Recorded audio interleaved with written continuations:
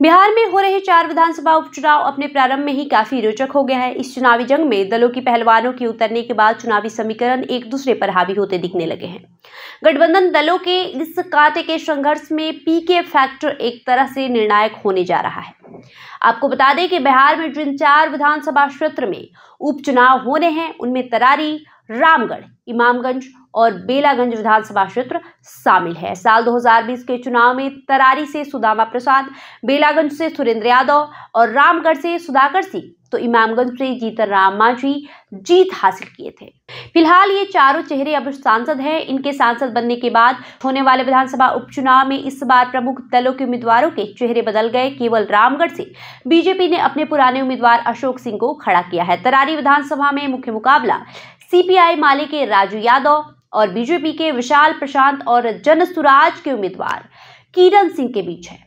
2020 में माले के सुदामा प्रसाद ने निर्दलीय सुनील पांडे को हराया था। तब सुनील पांडे को 62,930 मत मिले थे और सुदामा प्रसाद को 73,945 मत मिले थे। लेकिन वर्ष 2024 तक आते आते यहाँ की राजनीतिक वर्चस्व में कोई बदलाव आता हुआ नहीं दिख रहा है। ऐसा इसलिए कि वर्ष 2024 में हुए लोकसभा चुनाव में आरा लोकसभा में पड़ने वाले तरारी विधानसभा में महागठबंधन का ही पलड़ा भारी रहा। इस लोकसभा चुनाव में तरारी विधानसभा में आरके सिंह को 68,813 मत मिले तो सुदामा प्रसाद को 74,589 मत मिले। पर इस तरारी विधानसभा का खेल को रोचक बना डाला जनसुराज के उम्मीदवार किरण सिंह ने।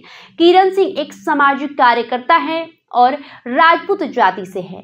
ऐसे में जातीय वोट के साथ जनसुराज की नीतियों का वोट अगर किरण सिंह काटती हैं तो फिर बीजेपी उम्मीदवार के सामने संकट आ सकता है और अगर मुस्लिम वोट जनसुराज के उम्मीदवार को मिल गया तो संकट माले उम्मीदवार को होगा और इसका फायदा बीजेपी उम्मीदवार विशाल प्रशांत को हो सकता है। बेलागंज की बात कर लेते हैं। बेलागंज विधानसभा सीट पर मुख्य मुकाबला राजद के विश्वनाथ प्रसाद और जदयू के मनोरमा प्रसाद से है। 2020 में सुरेंद्र यादव और जदयू के अभय सिंह के बीच टक्कर हुई थी। जदयू प्रत्याशी अभय सिन्हा को 55,745 वोट मिले थे। सुरेंद्र यादव को 79,708 वोट मिले थे। लेकिन साल 2024 तक यहाँ के राजनीतिक वर्चस्व में कोई बदलाव आता हुआ नहीं दिख रहा है। ऐसा इसलिए कि साल 2024 में हुए लोकसभा चुनाव में गया लोकसभा में पड़ने वाले बेलागंज में हम उम्मीदवार जीतन राम मांझी को 67,890 मत मिले थे जबकि राजद के कुमार सर्वजीत को 70,436 मत मिले। जनसुराज ने मुस्लिम उम्मीदवार मोहम्मद अहमद को उतारकर राजद की परेशानियों को जरूर बढ़ा दी है। इमामगंज की बात करें तो इमामगंज विधानसभा में मुख्य मुकाबला हम की उम्मीदवार दीपा मांझी और राजद से राजेश मांझी के बीच है। साल 2020 के विधानसभा में हम के उम्मीदवार जीतन राम मांझी को 78,762 मत मिले तो राजद के उदय चौधरी को 62,728 मत मिले थे। 2024 लोकसभा चुनाव में यहां बदलाव दिखा। लोकसभा चुनाव में इमामगंज विधानसभा में बीजेपी उम्मीदवार सुशील सिंह को 68,271 मत मिले तो वहीं औरंगाबाद से राजद उम्मीदवार अभय सिन्हा को 70,605 वोट मिले। इमामगंज के संघर्ष को जनसुराज के नायक उम्मीदवार डॉक्टर जितेंद्र पासवान ने त्रिकोणात्मक बना डाला है।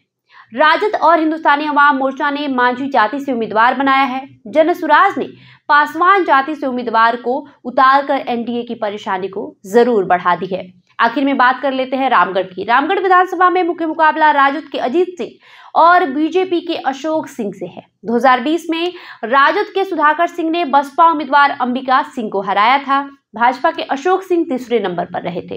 इस सीट पर कोई खास अंतर नहीं दिख रहा है। 2024 में हुए बक्सर लोकसभा चुनाव में पड़ने वाले रामगढ़ विधानसभा में महागठबंधन का ही पलड़ा भारी रहा। इस लोकसभा चुनाव में रामगढ़ विधानसभा में मिथिलेश तिवारी को 55,677 मत मिले और सुधाकर सिंह को 65,605 मत मिले थे। जनसुराज ने रामगढ़ विधानसभा से कुशवाहा जाति से सुशील कुशवाहा को टिकट देकर मुकाबला को काफी रोचक बना डाला है। बहरहाल आपका इस वीडियो पे क्या राय है हमें कमेंट करके जरूर बताएं। धन्यवाद।